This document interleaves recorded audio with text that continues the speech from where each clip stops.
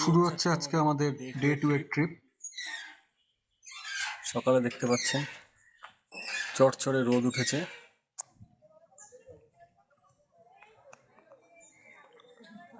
পেছনের রাস্তা দিয়ে এসে অল্প একটু 20 সেকেন্ডের মতো হাঁটা, তারপরই চলে এসেছি আমাদের আজকের বোট সাধনা।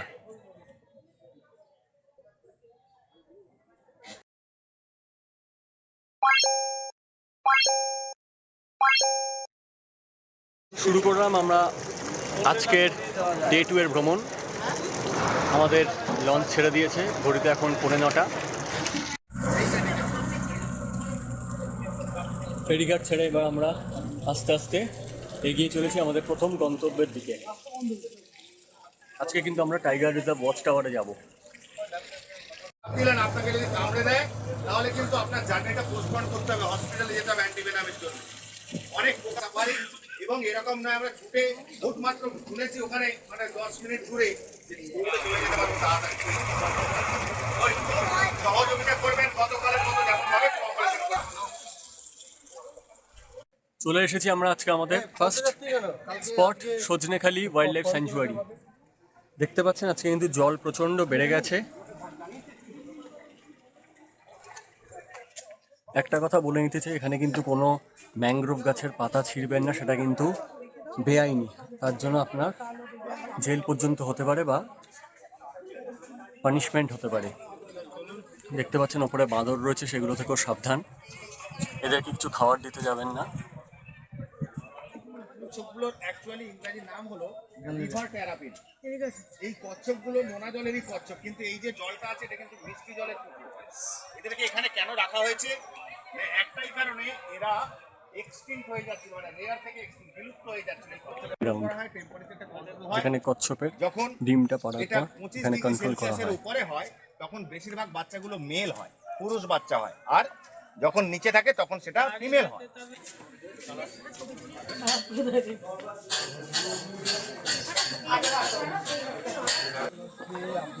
আমরা এবার ওয়াচ টাওয়ারের দিকে উঠছি। দেখতে পাচ্ছেন এখানে প্রচণ্ড ভিড়, এবং এত ভিড়ের মধ্যে কিন্তু কোনো পশুর সাইটিং হওয়াটা অত্যন্ত দুষ্কর।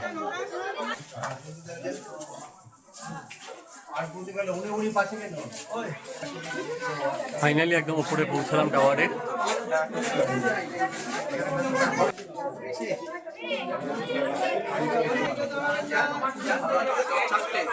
ওই দূরে দেখতে পাচ্ছেন কচ্ছপ ভেসে আছে।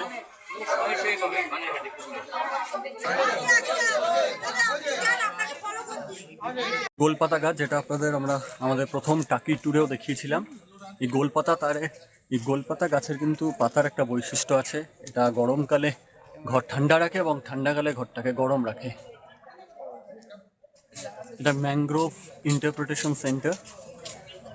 সামনে আবার অনেক লোকজনের সমাগম, এবং লোকজন মানেই কিন্তু চিৎকার চেঁচামেচি কোলাহল হচ্ছে জঙ্গলে, যেটা একদমই করা উচিত নয়।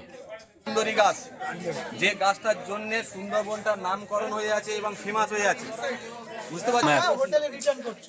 তো এই যে জোনটা আছে সেটা হচ্ছে সেঞ্চুরিয়া জোন, 393 বর্গ কিলোমিটার। অ্যাকচুয়াল আজকে আমরা সেঞ্চুরিয়া জোনের মধ্যেই ঘুরে আসলে এদিকে আর কাঁকড়া আছে আর সুন্দরী আছে। সুন্দরী গাছের সবচেয়ে বড় বিষয় হলো, বা ম্যানগ্রোভ গাছের সবচেয়ে বড় বিষয় যেটা বৈচিত্র্য থাকে সেটা হচ্ছে তার শেকড়ে। এইখানে দাঁড়িয়ে আপনি শেকড়গুলোকে দেখতে পারবেন। এই যে ওই প্রজাপতির পাখনার মতো যে রুটসগুলো বেরিয়েছে, এটাকে বলা হয় ব্যাকট্রেস রুট। ওই যে প্রজাপতির পাখনার মতো, ওটা সুন্দরী গাছে দেখা যায়। আর একটা জিনিস স্টেলথ রুট, যেটা হচ্ছে দেখুন ওই যে খোঁচা খোঁচা খোঁচা খোঁচা ওই উপরগুলো বেরিয়েছে, এগুলো কিন্তু সবই এরিয়াল রুটস, মানে শ্বাস নেওয়ার শেকড়। তার সঙ্গে আরেকটা রুটস আপনাদের দেখাই এখানে, এই দেখুন হাঁটুর মতো দেখতে যে রুটসগুলো ঠিক এরকম করে আছে, এই রুটসগুলোকে বলা হয় নি রুটস। এই টোটাল এখানে দাঁড়িয়ে 3টে প্রজাতির রুটস আপনি দেখতে পারবেন। শুধু তাই নয়, আরো অনেক প্রজাতির রুটস, মানে ম্যানগ্রোভের বৈচিত্র্য হচ্ছে সেটা তার শেকড়ে। সেই শেকড়গুলোর উপরে দাঁড়িয়ে তার যে সৌন্দর্য, সেটা আপনাদেরকে একের পর এক আমরা যখন জঙ্গলে চলতে থাকবো সেগুলোকে দেখাবো। ঠিক আছে, চলে এসেছি আমরা আমাদের এক্সিট পয়েন্টে। এখান থেকে কিন্তু আমরা আবার বোটে উঠবো।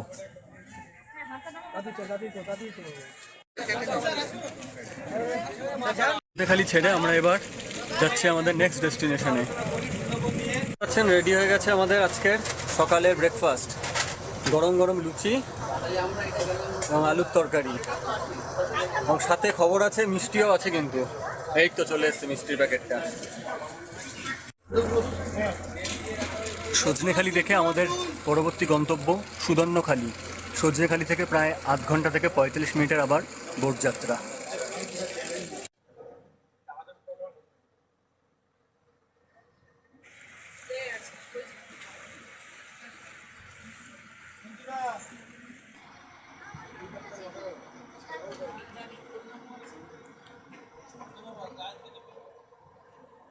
প্রোগ্রাম করছি আমরা, প্রথম দোবাকি স্পট প্রোগ্রাম করছি।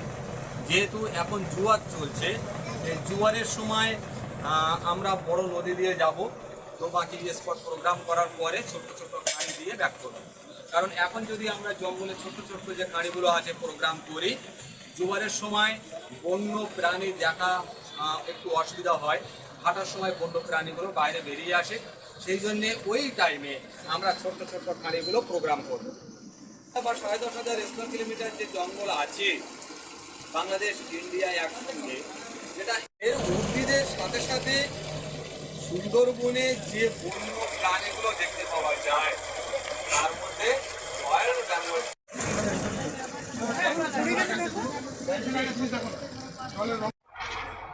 সামনে দেখুন দুটো দ্বীপের মাঝে একটা ফাঁকা অঞ্চল, ওটাই কিন্তু ফেস অফ বে অফ বেঙ্গল। ওখান থেকে ধরে নিন আরও 35 থেকে 40 কিলোমিটার গেলেই বে অফ বেঙ্গল বা বঙ্গোপসাগর। এবং ডান দিকের যে পুরো দ্বীপটা দেখতে পাচ্ছেন, এটা হচ্ছে ঝড়খালি, যেটা বাসন্তীর সাথে বাই রোড একটি ব্রিজের মাধ্যমে কানেক্টেড। কিন্তু ওখানে রোলিংটা প্রচণ্ড বেশি বলে এখন কোনো ট্যুরিস্টকে বোট নিয়ে যেতে দেওয়া হয় না। আর আমরা যাচ্ছি এই বাঁ দিকটায়। আস্তে আস্তে কিন্তু জলের টানও বাড়ছে, কারণ ভাটা শুরু হয়ে গেছে। দেখতে পাবেন ম্যাংগ্রোভের পাড়গুলো আস্তে আস্তে দেখা যাচ্ছে, যেটা সকালে যখন আমরা যাত্রা শুরু করেছিলাম তখন কিন্তু এই পাড়গুলো একদমই দেখা যাচ্ছিল না।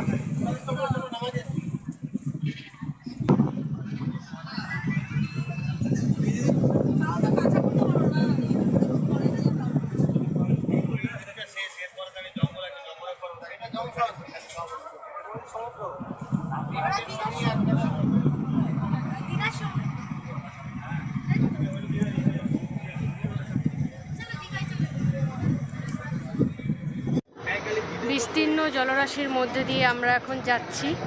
আমাদের নেক্সট যে স্টপেজ অলরেডি আপনারা জানেন, নেক্সট আমাদের ডেস্টিনেশন দোবাকি।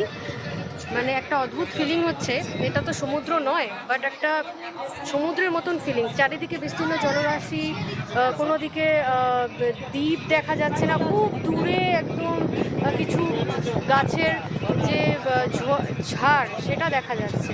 তো কেমন লাগছে বলুন? দারুণ লাগছে, অসাধারণ লাগছে। ওয়েদারটা ঠান্ডা হলে আরও ভালো লাগতো, কিন্তু নট ব্যাড। বৃষ্টি হলে টুকটা মাটি হয়ে যায়, বৃষ্টি হয়নি, চটচড়ে রোদ, ভিডিও দারুণ উঠছে, দেখতেও দারুণ পাচ্ছি। ক্যাবেজ বা বাঁধাকপির পকোড়া, তার মধ্যে বিনসও রয়েছে, বিনস আছে, গাজর আছে, সব একসাথে মিক্স ভেজিটেবল। এখন শেষের পথে আছে এটা 5টা নদীর মুখ আছে, মানে পঞ্চমুখানি বলা হয়। এই 5টা নদী হচ্ছে ওই সাইডে যে রিভারটা আসছে, বিদ্যা রিভার, বালির পাশ দিয়ে যে রিভারটা আসছে, আমরা যে নদীর উপর দিয়ে আসলাম এটা হচ্ছে গুমদি, গাজীখালি। এই যে নদীটা গাজীখালি, ও সাইডে একটা রিভার চলে যাচ্ছে, দেখুন ঝড়খালি, ওই গ্রামটা আইল্যান্ডটার নাম। ওর পাশ দিয়ে একটা রিভার চলে যাচ্ছে যেটা হেঁড়ো ভাঙা, সোজা সমুদ্রের দিকে বেরিয়ে যাচ্ছে। দেখুন এইটা হচ্ছে ছেঁড়া মাতলা। এই 5টা রিভারের জাংশন এখানে আছে। তাই এই জায়গাটার নাম কি বলেন আপনারা? পঞ্চমুখানি। পঞ্চমুখানি এই জায়গাটার নাম।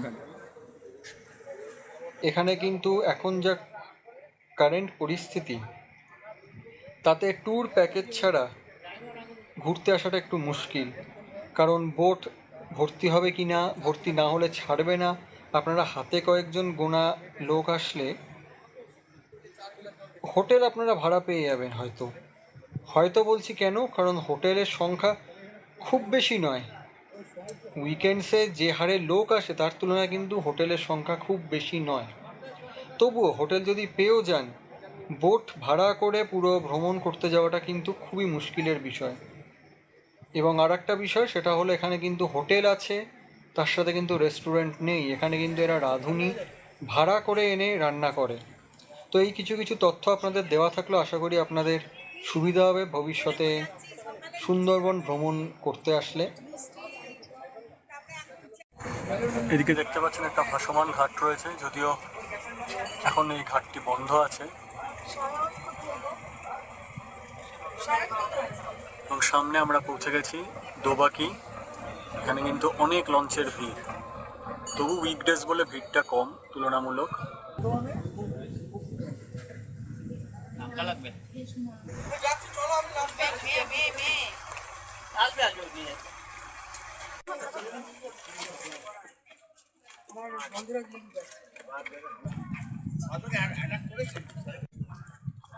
আমরা এখন দোবাকি নেচার ক্যাম্প দিয়ে একটা ক্যানোপির ওপর দিয়ে হেঁটে যাচ্ছি।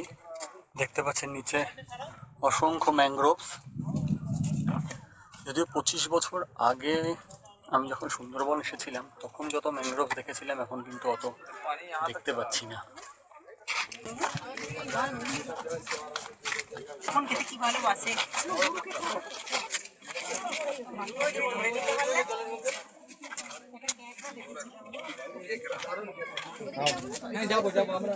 চলে এসেছি একটা ওয়াচ টাওয়ারে।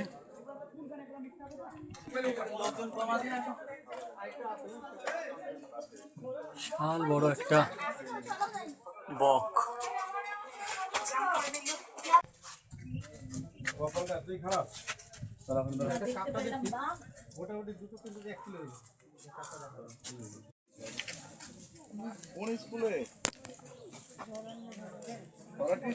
বেহুলা লক্ষ্মী জায়গাটা কিন্তু খুব সুন্দর। এখানে একটা থাকার জায়গা রয়েছে, কিন্তু সেটা ট্যুরিস্টদের জন্য নয়, ফরেস্ট ডিপার্টমেন্টের লোকের জন্য। সুন্দরী গাছ দেখেছেন, এবার পাইন গাছ দেখুন। সুন্দরবনে কিন্তু বিভিন্ন ধরনের গাছ রয়েছে, প্রায় 64 ডিফারেন্ট স্পিসিস। আমরা প্রায় 1 কিলোমিটার হেঁটে আবার শেষের দিকে পৌঁছাচ্ছি।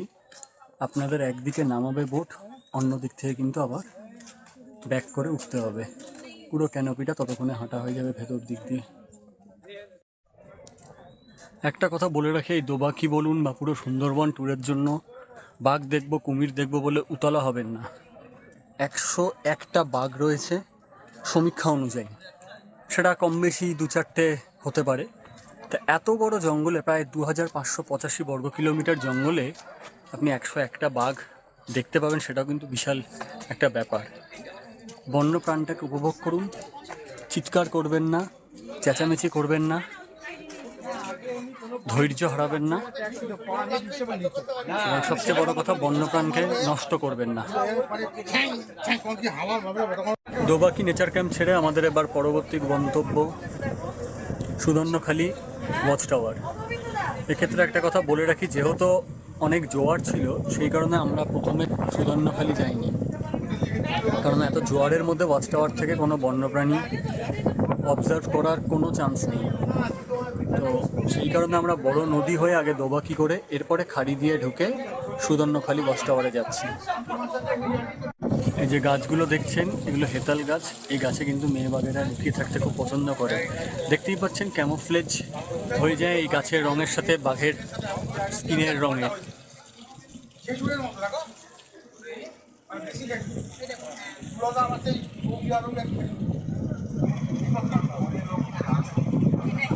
চলে এসে দেখছেন আমাদের খাবার, চাটনি, চিংড়ি মাছের মালাইকারি, ইলিশ সর্ষে,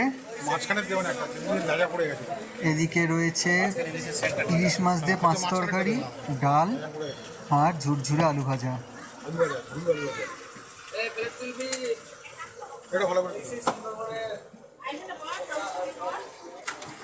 আচ্ছা, একটা কথা এবার বলে রাখি, আজকে দুপুরে আমাদের আইটেমে ছিল পুঁই শাক দিয়ে মাছের মাথা, অবশ্যই ইলিশ মাছের মাথা, তার সাথে দেখিয়েছি গলদা চিংড়ি ছিল, এবং অবশ্যই ইলিশ ভাপা।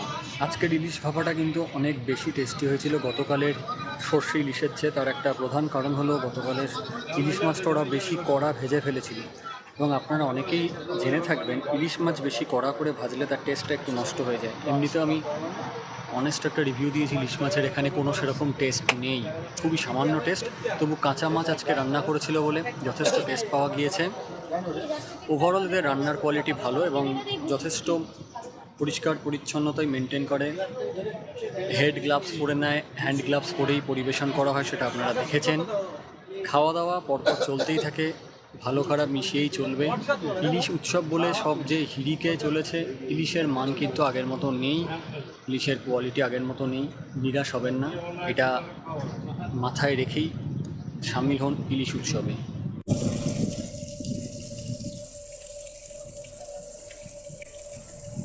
ম্যানগ্রোভ ট্রিজগুলো আরো ভালো করে দেখা যাচ্ছে। ও নদীরে একটি কথা শুধাই শুধু তোমারে, বলো কোথায় তোমার দেশ, তোমার নেই কি চলার শেষ। ও নদীরে।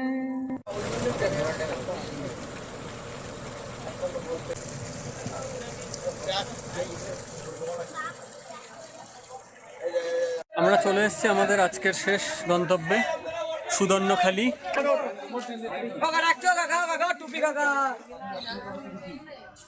এটা হচ্ছে বাঘ দেবতা এবং বনবিবির মন্দির।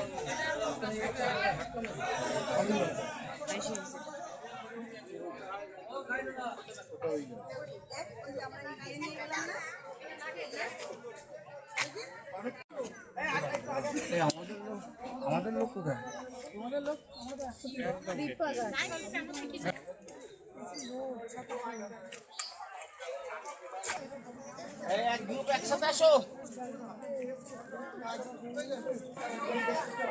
এই হচ্ছে সুদর্ণখালি টাওয়ার।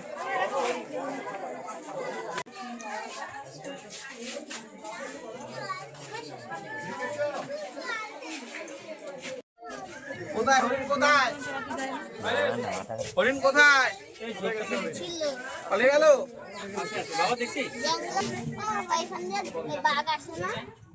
আসে কিন্তু সবসময় কি আছে বল? কোথায় আছে? এত বড় জঙ্গল কোথায় আছে? আমরা ঢুকেছিলাম একদিক দিয়ে, বেরোচ্ছি আর একটা পথ দিয়ে। সজনেখালি, সুদর্ণখালি প্রত্যেক জায়গাতেই সিস্টেমটা একই।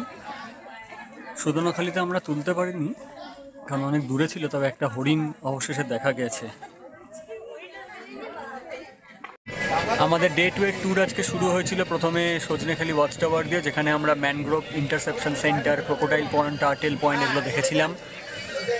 তারপরে আমরা সেখান থেকে চলে গিয়েছিলাম পাঁচমুখানি হয়ে দোবাকি ওয়াচ টাওয়ারে। দোবাকি ওয়াচ টাওয়ারের ওই ক্যানোপি ওয়াক করে আমরা পীরখালি, গাজীখালি, বনবিবি ভরানি, দেউল ভরানি হয়ে সুদর্ণখালি ওয়াচ টাওয়ারে এসে আমাদের আজকে ডে 2 এর ভ্রমণ শেষ করলাম। চলে এসেছি আমরা আমাদের হোটেল রুমের ছাদে। রুমগুলো বুকিংয়ের সময় যদিও বলা হয় রিভার ভিউ রুম, রুম থেকে রিভারের কোনো ভিউই পাবেন না। ভিউ পেতে হলে ছাদে চলে আসবেন, ছাদ থেকে কিন্তু রিভারের সুন্দর একটা ভিউ পাওয়া যাচ্ছে।